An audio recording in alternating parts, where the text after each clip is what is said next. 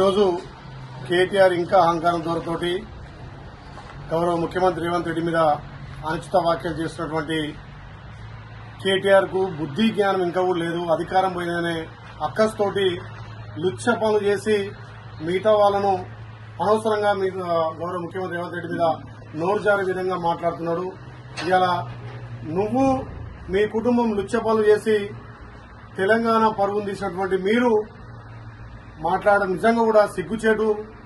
ఒక రకంగా మీ చెల్లె తెలంగాణ పరువును తాకట్టు పెట్టి జైలుకెళ్లిందే గాక ఇవాళ ఈ ఫార్ములా కేసులో 55 కోట్లు విదేశీ కంపెనీలు కట్టుబెట్టి ఎలాంటి అనుమతులు లేకుండా లుచ్చా పనులు చేసింది నువ్వు. అనవసరంగా వేరే వాళ్ళ పేరు మీద నోరు జారడం నీకు సిగ్గుచేటు. ఇకనైనా నీ బుద్ధి మార్చుకో.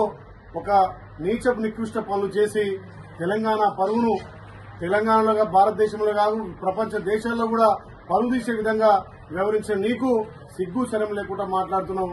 మా గౌరవ ముఖ్యమంత్రి ప్రజాపాలన ద్వారా ప్రజలకు సంక్షేమాలు అందించి మీరు చేసినటువంటి అప్పులను మీరు చేసినటువంటి తప్పులను ఒక్కొక్కటిగా సర్దిద్దుకుంటూ ప్రజాపాలన అందిస్తూ ఇలా ప్రజలను మందుతున్నటువంటి గౌరవ ముఖ్యమంత్రి మీద కేటీఆర్ అనుచిత వ్యాఖ్యలు చేస్తున్నావు. ఖబర్దార్ బిడ్డ, లుచ్చ పనులు చేసింది మీరు ఇలా తెలంగాణ పరువును భారతదేశంలో ప్రపంచ దేశాల్లో ఇలా తెలంగాణ పరువును తీసింది మీరు. కాబట్టి ఇలా తెలంగాణ ప్రజలు మిమ్మల్ని చీకొట్టి ఇంట్లో కూర్చోబెట్టినా జైలు పోతూ ఇవాళ ఇంకా కూడా ఇలాంటి వ్యాఖ్యలు చేయడం నిజంగా కూడా నీ అవివేకానికి నిదర్శనంగా మళ్ళొక్కసారి గౌరవ ముఖ్యమంత్రి రేవంత్ రెడ్డి గారి మీద నోరు జారితే తస్మత్ జాగ్రత్త బిడ్డ.